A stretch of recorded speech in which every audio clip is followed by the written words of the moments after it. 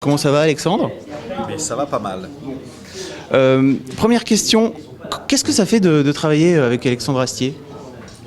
C'est un bon scénariste, donc je m'amuse bien. Mais je suis pas impressionné par sa célébrité. Parce que où j'habite, il est totalement inconnu. Tu disais tout à l'heure que tu avais dû faire des planches d'essai, c'est ça? Et qu'en fait, au départ, tu voulais pas du tout? Ah, je voulais pas du tout. Non, j'ai fait des planches d'essai pour des différents projets depuis des mois et j'en avais marre.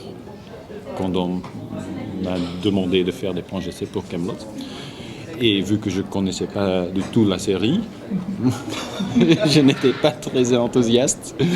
Donc on m'a payé pour faire des planches d'essai. Et voilà. Parce que Alexandre, toi, tu le voulais à tout prix. Moi, je suis très... Moi, c'est vachement sain pour moi de travailler avec Steven.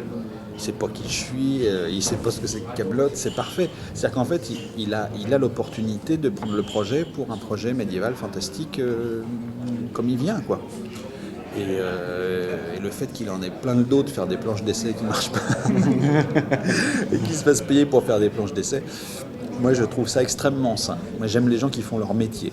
J'aime pas les gens qui sont là parce qu'ils sont fans de quoi que ce soit. On est des artisans, donc il faut... Ce qui compte pour moi, c'est la discipline de ce qu'on sait faire, ce qu'on a dans les mains, quoi. Le reste... Sur Kaamelott, tu as l'habitude de à peu près tout faire. Ça se passe comment de travailler justement en collaboration avec quelqu'un qui va mettre en scène tes idées? Eh bien, comment ça se passe? Ça se passe très bien, mais parce que c'est lui. Ça se passe généralement pas bien. Mais là, je pense que Steven, après, je ne sais pas si c'est son avis, mais je pense qu'on se ressemble un peu dans ce genre-là. C'est-à-dire qu'on n'aime pas chacun qu'on touche à nos trucs, pas trop. Et encore une fois, on maîtrise une discipline qui est celle-là, et du coup, quand on nous la laisse faire, et qu'on ne nous emmerde pas là-dedans, je pense qu'on est capable de se distinguer. Et en fait, la collaboration de la bande dessinée entre nous deux, elle est très simple. Il fait quelque chose que je ne sais pas faire, et je raconte mon monde, même si Steven est scénariste de son côté, mais je suis scénariste, en tout cas de Kaamelott, et du coup, il n'y a pas d'histoire d'ego, de machin, de trucs, c'est-à-dire qu'on fait chacun quelque chose qu'on sait faire, et le mariage donne ça. Donc on est tranquille, et c'est pas une collaboration à 72, on est deux. Moi, deux, c'est le max. Un. Et c'est vraiment parce que tu sais pas le faire pour le coup. Parce que pourquoi t'apprendrais pas à dessiner justement? Pourquoi j'apprendrais pas à dessiner? Parce que je me suis dit il y a très peu de temps que j'avais atteint l'âge où je pouvais plus apprendre de choses nouvelles. Je t'ai vu par exemple dire que tu voulais apprendre le développement sur iPad comme ça parce que t'avais rien d'autre à faire. Ben oui, je le fais. Mais oui, mais c'est pas dessiner. C'est-à-dire que dessiner, c'est pas... Dessiner, pour moi... Moi, j'ai appris la musique quand j'avais 6 ans. Je n'aimerais pas l'apprendre maintenant.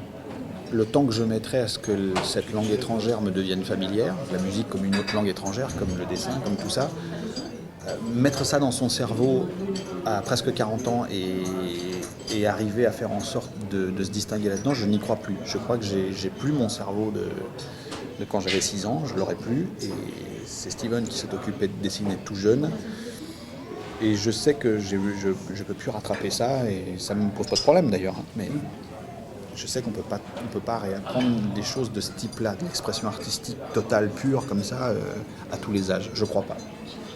Hey, salut, comment ça va? Salut. Ça va?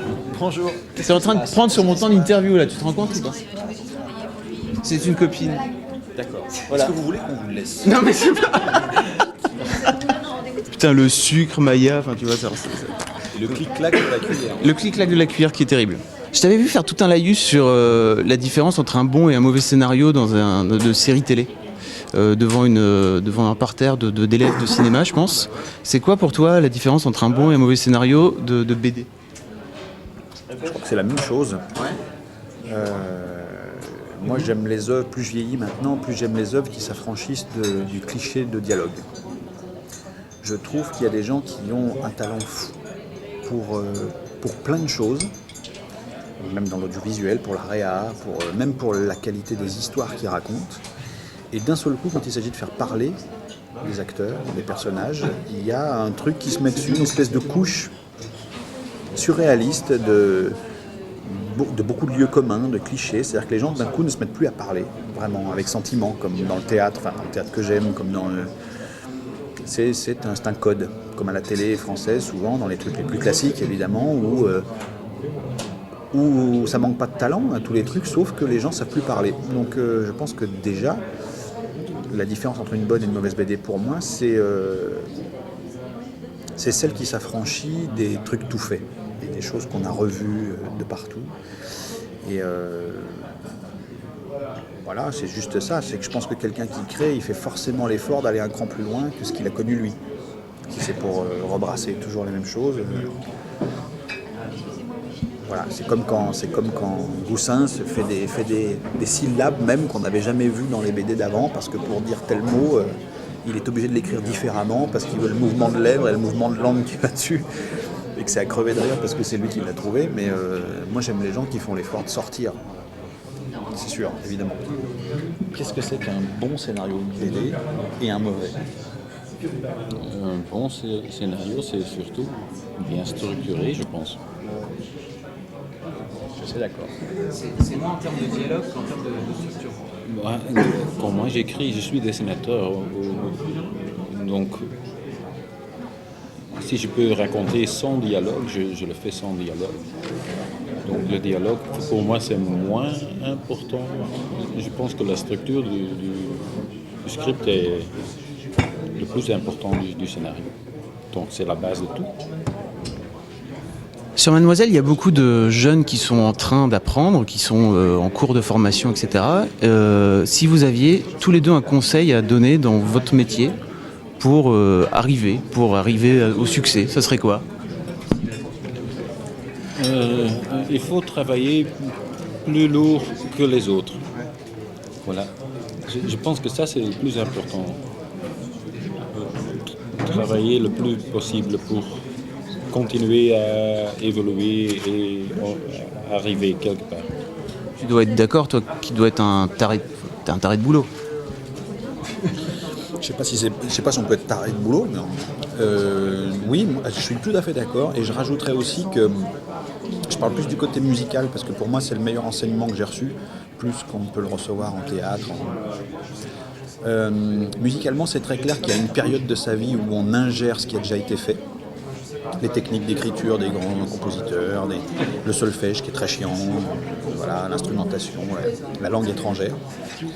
Mais que être compositeur et créateur, c'est tout d'un coup être ultra personnel et oser être personnel. Donc moi, si j'avais un conseil à donner aux gens qui s'y mettent, c'est de bouffer tout ce qu'on leur propose d'une part, mais en revanche, quand c'est à eux de s'exprimer, il ne faut plus jamais copier. Je pense qu'il faut pas avoir peur de faire des trucs alors qu'on vous a déjà dit que c'est pas comme ça que ça se faisait. Voilà. Vos projets à tous les deux, c'est quoi, Steven ? Le prochain Camelot. Oui. Et le tome 2 d'une nouvelle série que j'écris moi-même, qui s'appelle Midgard. Donc le tome 1 déjà paru. Ça parle d'un extraterrestre qui arrive en Terre dans le temps des Vikings. Et le tome 2, c'est la suite, non ? C'est la suite, oui. Moi j'ai une question pour Steven, parce qu'au bout d'un moment ça marche aussi comme ça. Bien sûr. Est-ce que son tome 1, il y a l'histoire de l'extraterrestre là, et quand on retourne le bouquin, il y a l'histoire des Vikings. Donc c'est un bouquin qui se lit de deux côtés. C'est quoi le bon geste, comme ça ? Je ne sais pas. Comme on veut. Alors ma question c'est, est-ce que le tome 2 fait pareil ? Non. Non, pour le tome 2, je pouvais toujours le faire parce qu'il y a deux histoires qui se racontent dans le tome 2, mais on ne peut pas le faire infiniment. Et c'est prévu pour devenir une histoire de 800 planches, quelque chose comme ça. D'accord. Ça devient trop compliqué. Alexandre, je crois que tu vas faire un spectacle. Oui. Mon spectacle s'appelle Que ma joie demeure, où j'interprète Bach au Théâtre du Rond-Point en avril. Voilà, c'est Bach qui donne c'est une journée porte ouverte dans son école, c'est-à-dire l'école de Leipzig où il enseignait. C'est une journée porte ouverte à tous, et où il fait une initiation à la musique. On a vu des extraits sur... T'as fait à Montreux, c'est ça? C'est pas un extrait, c'est un sketch que j'avais fait comme ça, qui aura peut-être quelques points communs, mais de très loin avec ce que ça va être en pièce entière, mais je me testais un peu à ce personnage, quoi. Ça va être beaucoup plus ancré dans ce qui s'est vraiment passé à l'époque, ce qu'il a vraiment vécu, tout autant que dans la comédie parfaitement inventée. Et évidemment, ça n'a pas de volonté d'être respectueux des faits. Mais ce sera plus... Ce que tu as vu, c'est un sketch qui était au milieu d'autres, c'était dans un truc choral. Très compliqué d'installer une atmosphère, surtout comme celle-là, c'est pas du stand-up. Donc du coup, là où j'ai la scène pour moi tout seul, je vais installer ça plus comme je le veux, de façon peut-être plus austère, plus intime, et puis plus chez lui, quoi. Ce qui est difficile à rendre dans un spectacle choral. Et tu vas garder le même genre de dialogue parce qu'on sent toujours ta... C'est quand même un peu bizarre d'entendre Bach parler comme tu le fais parler. Tu gardes ça? Oui, parce que pour moi, encore une fois, le langage moderne, c'est le seul langage moderne que je connaisse. Bach avait forcément un langage moderne à lui. Il ne parlait pas comme dans un livre d'histoire ou comme dans... C'est passé sous prétexte que les gens sont historiques, ils ne deviennent pas pour autant factuels. Donc, je ne peux pas retrouver le langage allemand contemporain en 1730 de quelqu'un. Il faut appuyer là. Et... donc le seul langage moderne que je connais, c'est le mien. Donc oui, il a un langage moderne, mais comme il en a forcément eu un à lui à l'époque. Okay. Merci à tous les deux. On se reverra, j'espère. À plus.